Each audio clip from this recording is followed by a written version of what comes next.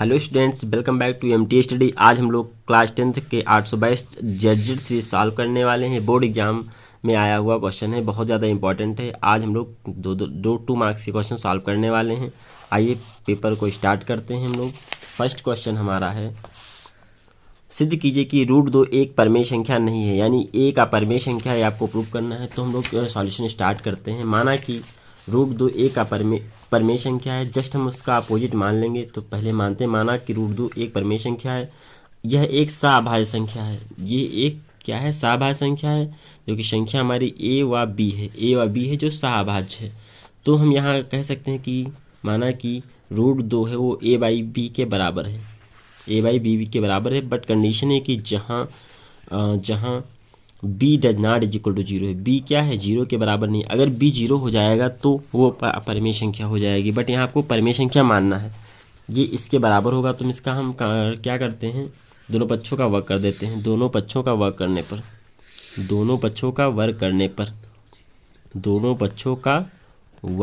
जब हम दोनों पक्षों का वर्ग कर देंगे तो क्या हो जाएगा? √2 का whole square is equal to A square upon B square. हम कह सकते हैं 2 is equal to A square upon B square, या इसको हम और भी तरीके से लिख सकते हैं 2b square is equal to A square. इतना लिखा जा सकता है। इसका मतलब ये हो गया कि जो 2 है वो ए स्क्वायर से विभाजित है, 2 ए स्क्वायर से विभाजित है। सेम चीज़ यहाँ पर, अगर 2 ए स्क्वायर से विभाजित है तो 2 ए से विभाजित हो जाएगा, ए से भी विभाजित होगा।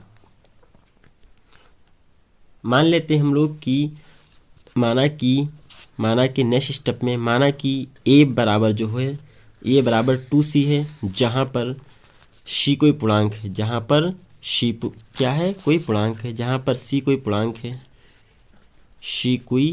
पूर्णांक है, देन हम लोग अब क्या करेंगे, ए स्क्वायर इज इक्वल टू क्या हो जाएगा? 4c के स्क्वायर के इक्वल हो जाएगा। जहाँ पर हम ए स्क्वायर की वैल्यू पुट कर देंगे, ए स्क्वायर इज इक्वल टू लिख देंगे 4c स्क्वायर। देन यहाँ पर हो जाएगा आपका ए की जगह पे 4c square is equal to 2b square. अब हम लोग क्या करेंगे, यहाँ से c स्क्वायर की वैल्यू निकालते हैं। तो b स्क्वायर 2 × 2 2 2 × 4, यानी 2c square is equal to क्या हो जाएगा? b square. अर्थात यहाँ पर भी b जो 2 है वो b स्क्वायर से क्या है? विभाजित है। b स्क्वायर से विभाजित है। जैसे सेम चीज़ यहाँ पर 2 होगा, वो भी क्या होगा? b से विभाजित होगा। इस प्रकार से a और b दोनों का 2 क्या मिल रहा है? उभयनिष्ठ गुणनखंड मिल रहा है। यहाँ लिख दीजिए अतः 2 उभयनिष्ठ गुणनखंड है ए बी का, उभयनिष्ठ गुणनखंड है किसका? ए और बी का। गुणनखंड ये और बी का है, ए और बी का है। और हमने माना क्या था कि ए और बी का ए की भी गुणनखंड नहीं है। अतः हमने जो माना था उस तथ्य का विरोधाभास हो रहा है। तो हम लिख सकते हैं परंतु हमारे माने हुए तथ्य का विरोधाभास हो रहा है। हमारे मानने के तथ्य का विरोधाभास हो रहा है। मानने के तथ्य का विरोधाभास हो रहा है। तथ्य का विरोधाभास हो रहा है। अतः हम कह सकते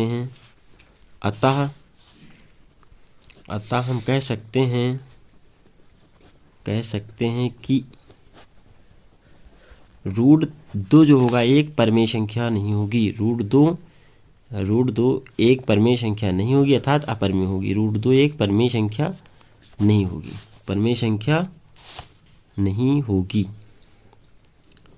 होगी, प्रूव्ड। ये बहुत ही इंपॉर्टेंट क्वेश्चन है। लगभग हर एक एग्जाम में ये क्वेश्चन बार बार पूछा जाता है, तो आप लोग इस क्वेश्चन को 1-2 बार सॉल्व करिएगा। सेकेंड क्वेश्चन है आपका, PQR में एंगल Q 90 डिग्री, यदि tan P 1/√8 है तो sin P cos R plus cos P sin R की वैल्यू निकालना है। तो आइए हम लोग शीट पर करते हैं इस क्वेश्चन को। देखिए यहाँ पर एक हम राइट एंगल ट्रायंगल बनाते हैं। दूसरा क्वेश्चन है एक राइट एंगल ट्रायंगल बनाते हैं हम लोग। राइट एंगल ट्रायंगल इस तरह से बना रहे हैं। PQR पी क्यू आर, जहाँ पर एंगल क्यू 90 डिग्री, तो ये एंगल क्यू 90 डिग्री हो जाता है। यहाँ पर tan पी की वैल्यू कितनी है 1/√8, तो यहाँ लिख दीजिए tan p is equal to दिया गया आपके पास 1/√8। देन tan की वैल्यू क्या होती है लंब बटे आधार, लंब बटे आधार मतलब कि यहाँ पर 1 लंब है और आधार क्या है हमारा, लंब कितना है 1 है, आधार √3 है। तो यहाँ से हम कर्ण निकालेंगे, चूँकि मुझे चाहिए sin p और cos p। तो यहाँ से कर्ण कैसे, कर्ण साइड मुझे पता नहीं है तो हाइपोटेनियस साइड निकालते हैं। हाइपोटेनियस का स्क्वायर इज इक्वल टू क्या हो जाएगा परपेंडिकुलर स्क्वायर प्लस लंब का स्क्वायर, ABC PQR नाम दे देते हैं PQR। देन हम लोग हाइपोटेनियस का स्क्वायर इज इक्वल टू हो जाएगा p का स्क्वायर परपेंडिकुलर स्क्वायर यानी 1 का स्क्वायर प्लस √3 का होल स्क्वायर। देन यहाँ पर हो जाएगा h square is equal to 1 + 3 यानी कि 4 के बराबर। तो यहाँ h की वैल्यू आ जाएगी 2, हाइपोटेनियस की वैल्यू 2 आ जाएगी। अब यहाँ पर हम पहले साइन p की वैल्यू निकालते हैं। Sine p is equal to क्या हो जाएगा, यहाँ पर p के सामने की भुजा क्या हो जाएगी लंब होगी और जो बचेगी वो कर्ण हो जाएगी, नहीं ये लंब बनेगी और ये कर्ण बनेगी। जब हम p के अकॉर्डिंग वैल्यू निकालेंगे तब साइन p, तो यहाँ पर लंब बटे कर्ण होता है, लंब बटे कर्ण, तो लंब क्या बनेगा हमारा √3 लंब हो जाएगा और कर्ण कितना बनेगा 2, साइन p हो गया। अब यहाँ पर हम लोग cos और निकाल लेते हैं, cos p भी निकाल लेते हैं। cos p बराबर क्या हो जाएगा p के सामने की भुजा लंब और आपको चाहिए आधार बटे कर्ण, आधार क्या है हमारा, आधार बनेगा हमारा 1 और कर्ण क्या बनेगा 2। सेम चीज़ यहाँ पर हम लोग किसका निकालते हैं सेम वैल्यू। अब क्वेश्चन में साइन p cos r की वैल्यू निकालते हैं पहले हम लोग। cos r की वैल्यू क्या हो जाएगी, इसके सामने की भुजा लंब और ये जो बच जाएगी वो आधार हो जाएगी। तो यहाँ पर cos r की वैल्यू, आधार क्या है यहाँ पर, आधार बनेगा √3 और 2 और फिर साइन r की वैल्यू चाहिए, r के सामने की भुजा लंब, तो लंब कितना है 1/√3। अब हम लोग सबकी वैल्यू अब निकल गई है, अब सबकी वैल्यू हम लोग पुट कर देंगे क्वेश्चंस में। क्वेश्चन हमारा क्या था sine p cos r plus cos p और साइन r, इतनी ही वैल्यू निकालनी है। तो हम सबकी वैल्यू पुट करेंगे। साइन p की वैल्यू हमारी क्या आई है, साइन p की वैल्यू आई थी √3/2, आप लोग कॉपी में नोट करते रहिएगा। cos r की वैल्यू है √3/2, तो √3/2 लिख दिए, प्लस cos p की वैल्यू कितनी है हमारी, cos p की वैल्यू 1/2 है और साइन r की वैल्यू कितनी है 1/√3 है, सॉरी साइन r की वैल्यू 2 ही होगा, 1/2 हो जाएगा। अब इसको सॉल्व करेंगे तो 3 को 3 से मल्टीप्लाई कराएंगे 3/4 और यहाँ प्लस 1/4, तो 3 1 मिला करके 4/4, इसको कट कर देंगे तो 1 आंसर हो जाएगा, 1 इज आंसर, परफेक्ट आंसर आ जाएगा। नेक्स्ट क्वेश्चन, तीसरा क्वेश्चन है आपका द्विघात समीकरण 4x² + 3x + 5 = 0 के मूल ज्ञात कीजिए। तो यहाँ डायरेक्ट इक्वेशन बन नहीं रहा है तो हम लोग क्या करेंगे, इसको श्रीधराचार्य फार्मूले से सॉल्व कर लेंगे। थर्ड क्वेश्चन है आपका श्रीधराचार्य सूत्र, यहाँ लगा दीजिए using Shridharacharya formula, Shridharacharya formula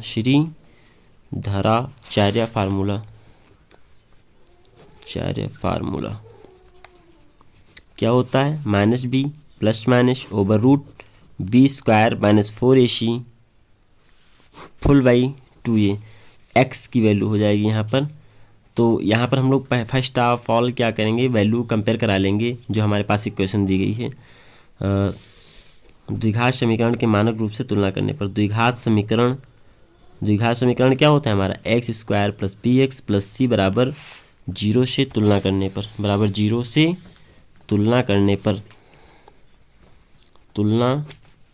पर, अगर हम तुलना करेंगे तो क्या आ जाएगा, a की वैल्यू आएगी आपकी, a की वैल्यू कितनी हो जाएगी 4, b की वैल्यू हो जाएगी 3 और c की वैल्यू 5। अब फार्मूला पर पुट कर दीजिए, -b मतलब -3 हो जाएगा यहाँ, प्लस माइनस (b² मीन्स 3 का स्क्वायर -4 × a की वैल्यू 4, c की वैल्यू 5/2a, x की वैल्यू आ गई यहाँ पर 2a की वैल्यू कितनी है 2 × 4 लिख दीजिए। देन यहाँ x की वैल्यू आ जाएगी आपकी -3 प्लस माइनस (3 3 = 9 -4 4 = 80, 4 4 = 16, 16 5 = 80। देन यहाँ पर 4 2 जा 8 हो जाएगा। अब x की वैल्यू आ जाएगी आपकी यहाँ पर -3 प्लस माइनस इसको माइनस कर लीजिए। 80 से अगर 9 माइनस करेंगे तो आंसर आ जाएगा आपका 71/8। यही आपका आंसर होगा। यानी x की वैल्यू प्लस लेने पर, प्लस चिन्ह लेने पर, अगर प्लस चिन्ह लेंगे आप, दो वैल्यू आती है हमेशा, प्लस चिन्ह लेंगे। यहाँ पे -3 प्लस √ -71/8 और माइनस चिन्ह लेने पर, अगर माइनस चिन्ह लेंगे आप तो -3 -71/8, यही आपका आंसर हो जाएगा। नेक्स्ट क्वेश्चन देखते हैं।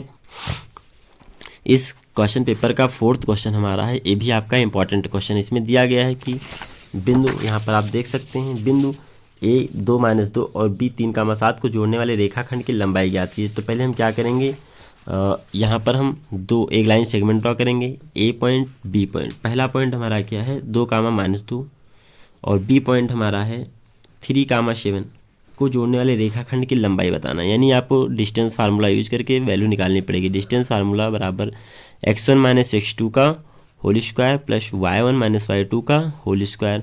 देन हम लोग यहाँ पर क्या करेंगे, वैल्यू पुट कर दीजिए x1 y1 और ये हो जाएगा आपका x2 y2। तो x1 कितना है 2, x1 2, x2 कितना है -3 का होल स्क्वायर प्लस y1 कितना है -2, y2 कितना है 7 होल स्क्वायर। देन यहाँ पर वैल्यू इसको निकालते हैं और सॉल्व करते हैं। 3 से 2 माइनस करेंगे तो -1 का होल स्क्वायर प्लस -7 प्लस -2 = -9 का होल स्क्वायर। और इसको अच्छे से सॉल्व करेंगे तो ये 1 हो जाएगा और ये हो जाएगा 9 9 जा 81। यानी कुल मिलाकर के आ जाएगा आपका √90 डिग्री। यही आपका आंसर हो जाएगा। क्वेश्चन नंबर 5 सॉल्व करते हैं। नेक्स्ट क्वेश्चन है हमारा, क्वेश्चन नंबर 5वां है। यदि व्यास 1 सेंटीमीटर वाली 8 सेंटीमीटर लंबी तांबे के छड़ को पिघलाकर एक समान मोटाई वाली 18 सेंटीमीटर लंबी एक छड़ के रूप में पुनः ढाला जाता है तो छड़ की मोटाई याद कीजिए। इस क्वेश्चन को हम शीट पे सॉल्व कर रहे हैं। देखिए आप लोग ध्यान से इस क्वेश्चन को। हमारे पास 2 छड़ है, एक छड़ है इस तरह से कोई एक छड़ है, ठीक है, एक छड़ इस तरह से, जिसकी मोटाई आपको गिवन है। मोटाई 1 सेंटीमीटर का व्यास की मोटाई दिया गया है और 8 सेंटीमीटर इसकी लेंथ है, 8 सेंटीमीटर लेंथ है। इसी को पिघला करके एक दूसरी छड़ बनाई जाती है, जिसका मुझे मोटाई पता करना है और इसकी जो लेंथ है वो 18 सेंटीमीटर की हो जाती है। तो आपको बताना है कि इस सेकंड वाले जो हम पिघलाकर बनाते हैं इसका मोटाई क्या होगा। तो ये वास्तव में दोनों क्या हैं, एक बेलन है। तो इन दोनों बेलनों का अगर हम आयतन इक्वल दिखा दें, क्योंकि जब भी कोई सामान से हम मेल्ट करके दूसरा सामान बनाते हैं तो दोनों की जो वॉल्यूम होती है वो इक्वल्स होती है, वॉल्यूम घटती बढ़ती नहीं है। तो हम दोनों की वॉल्यूम्स को अगर इक्वल दिखा देंगे तो उस कंडीशन में हमारा जो सेकेंड का मोटाई है, डायमीटर पूछा गया है, वो आपको मिल जाएगा। तो यहाँ पर क्या क्या दिया गया है, लिख दीजिए। दिया गया है पहले, अब आप इसको लिख लीजिएगा। दिया गया पहले छड़ की जो लंबाई है 8 सेंटीमीटर था, उसका व्यास 1 सेंटीमीटर है। अगर व्यास आपका 1 सेंटीमीटर है तो त्रिज्या कितनी हो जाएगी, त्रिज्या आपकी हो जाएगी 1/2 सेंटीमीटर। देन आगे आपसे बताया गया जब दूसरा, और इसको हम R1 नाम दे देते हैं क्योंकि 2 त्रिज्याएँ बनेगी। फिर दूसरे का त्रिज्या मुझे पता नहीं है, पिघलाने के बाद जो छड़ का है, दूसरे छड़ की त्रिज्या, दूसरे छड़ की लंबाई कितनी दी गई है 18 सेंटीमीटर। दूसरे छड़ की त्रिज्या R2 इसको मान लेते हैं। R2 आपको नहीं पता है, आपको वही निकालना है। देन हम लोग यहाँ पर क्या करेंगे, इसमें हम लोग क्या करने वाले हैं आगे, यहाँ पर सॉल्व कर लेते हैं आगे हम लोग। दूसरे की त्रिज्या कैसे निकालेंगे, दोनों का आयतन क्या होगा, सेम होगा। पहले बेलन का आयतन या पहले छड़ का आयतन = दूसरे छड़ का आयतन। पहले छड़ का आयतन = दूसरे सेकंड छड़ का आयतन, सेकंड छड़ का वॉल्यूम। अब हम लोग क्या करेंगे, पहले छड़ का आयतन क्या हो जाता है πr²h, दूसरे का क्या हो जाएगा πr²h। यहाँ से पाई कैंसिल हो जाएगा। पहला R1 की वैल्यू कितनी दी गई है, 1/2 का होल स्क्वायर इंटू h की वैल्यू है आपके पास, हाइट गिवन है, हाइट कितनी दी गई थी 8 सेंटीमीटर = यहाँ पर रेडियस ही आपको निकालना है, हाइट यहाँ पर 18 गिवन है। देन यहाँ पर हम लोग क्या करेंगे, 1/2 इसका ब्रैकेट ओपन करेंगे तो 1/2 2 × 4 हो जाएगा इंटू 8 हो जाएगा। देन यहाँ R2 का स्क्वायर इंटू 18 ही होगा। 4 1 जा 4, 4 2 जा 18, यानी यहाँ बचेगा 2। 18 को ट्रांसफर करेंगे तो 18 हो जाएगा डिवाइड में 2/18। देन यहाँ पर हो जाएगा R2 का होल स्क्वायर। अब यहाँ और कट कर लेंगे, 2 1 जा 2, 2 9 जा 18, यानी 1/9 हो जाएगा यहाँ पर R स्क्वायर। आपको चाहिए R की वैल्यू, तो R2 की वैल्यू हो जाएगी 1/3, चूँकि 3 3 जा 9 होता है, या R2 की वैल्यू आ गई। आपको चाहिए मोटाई, तो मोटाई जो होती है वो डायमीटर होती है, तो डायमीटर बराबर क्या होता है 2R। देन यहाँ पर 2 × 1/3 कर देंगे और आपका फाइनल आंसर आ गया 2/3 सेंटीमीटर। यही आपका फाइनल आंसर होगा, यानी उस दूसरे वाले बेलन की जो मोटाई होगी वो कितनी हो जाएगी, 2/3 हो जाएगी। इस तरह से दूसरे वाले बेलन की जो मोटाई होगी ये मोटाई कितनी है, 2/3 सेंटीमीटर है। ये आपका आंसर। नेक्स्ट क्वेश्चन है आपका, निम्नलिखित सारणी का माध्य ज्ञात कीजिए। ये बहुत ही इंपॉर्टेंट क्वेश्चन है, हर एक एग्जाम में, हर साल एग्जाम में पूछा जाता है, 2 नंबर का। देखिए, वर्ग अंतराल दिया गया 10 से 25, 25 से 40, 40 से 55, 55 से 70, 70 से 85, 85 से 100। इसके बीच का जो डिफरेंस होता है वो इक्वल होता है मोस्टली, और बारंबारता भी दिया गया है। तो यहाँ हम माध्य कैसे निकालेंगे? माध्य का 3 तरीके होते हैं, तीनों तरीके में से कोई भी तरीका आप यूज करके माध्य निकाल सकते हैं। हम एक तरीका आपको सिंपल तरीका सिखा रहे हैं। देखिए, स्टार्टिंग में पहले हम इसको अच्छे से लिख लेंगे इस तरह से। पहला हम वर्ग अंतराल लिखेंगे, फिर बारंबारता लिखेंगे, फिर एक्सआई कैसे निकालेंगे। एक्सआई निकालने के लिए मुझे क्या करना पड़ता है, upper limit plus lower limit दोनों लिमिट को ऐड करेंगे और उसका हाफ कर देंगे तो एक्सआई निकलता चला जाएगा। इस तरह हम सभी का ऐसे एक्सआई निकालते जाएंगे। फिर यहाँ से हम लोग ए निकालेंगे, डीआई निकालेंगे। डीआई निकालने के लिए एक्सआई में से ए निकालना पड़ता है। ए क्या होता है, इनमें से कोई भी नंबर आप ए सिलेक्ट कर लीजिए, उससे आपको माइनस करते रहना है। जैसे मैंने 16 2.5 बीच का नंबर हम मोस्टली सिलेक्ट करते हैं, आप जो चाहें वो नंबर सिलेक्ट कर सकते हैं। यहाँ से मैंने 62.5 सिलेक्ट किया, हम एक्सआई में से ए ना माइनस करेंगे, ये हमारा ए हो गया। मैंने ऑब्जर्वेशन कर लिया ए को। तो 17.5 में से हम पहले ए माइनस करेंगे तो 45, ऐसे 32.5 में से 62.5 माइनस करेंगे 30 आएगा। इस तरह से आपका आंसर ये आ जाएगा 30 तक। फिर हम क्या करेंगे, FI/DI निकालेंगे। FI/DI मतलब आपके पास जो बारंबारता थी, जो DI है उसका मल्टीप्लाई करेंगे। तो इसका मल्टीप्लाई कर लेते हैं, 45 2 जा 90, 30 3 90, 15 7 105, और सब के सब माइनस हो गए, जो plus minus minus plus minus minus. 0 को इससे मल्टीप्लाई कराएंगे 0, 15 को 6 से कराएंगे 90, 30 को 6 से कराएंगे 180। अब इसको हम ऐड करेंगे, इनको माइनस वाले को ऐड कर लेंगे और प्लस वाले को ऐड कर लेंगे। फाइनली हम माइनस करेंगे तो आपके पास 15 आ जाएगा। FI/DI की वैल्यू कितनी होगी, 15। अब आपके पास फार्मूला होता है x bar is equal to A plus sigma FI/DI। माध्य निकालने का फार्मूला होता है अपन सिग्मा FI। देन यहाँ पर x बार की वैल्यू हो जाएगी, एक हमने सिलेक्ट किया 62.5, और FI/DI हमारा आया था 15, और ये 30 -15, और बारंबारता हमारा इसका सम आ रहा है 30। तो हम लोग क्या करेंगे, इसको लिख देंगे, फिर कट करा देंगे। 15 1 जा 15, 15 2 जा 30, 0.5 पे बच जाएगा। 62.5 आपके पास था, 62.5 में से 0.5 निकाल देंगे तो 62 आपका आंसर हो जाएगा। इस तरह से आपके 2 मार्क्स के क्वेश्चन फिनिश्ड होते हैं। अब आगे हम लोग नेक्स्ट सीरीज में क्वेश्चन 4 नंबर वाले क्वेश्चन पढ़ेंगे। क्वेश्चन नंबर 22 नेक्स्ट सीरीज में पढ़ेंगे, और प्रत्येक ये 5 करने होते हैं इसमें, और प्रत्येक क्वेश्चन 4 मार्क्स का होता है। अगर ये पूरा पेपर आप देख लेते हैं तो निश्चित ही आप अच्छे मार्क्स ऑब्टेन कर पाएंगे। वीडियो अच्छा लगा हो तो अपने दोस्तों के साथ शेयर कर दीजिए। चैनल पर फर्स्ट टाइम आप विजिट कर रहे हैं तो चैनल को सब्सक्राइब कर लीजिए। Thank you.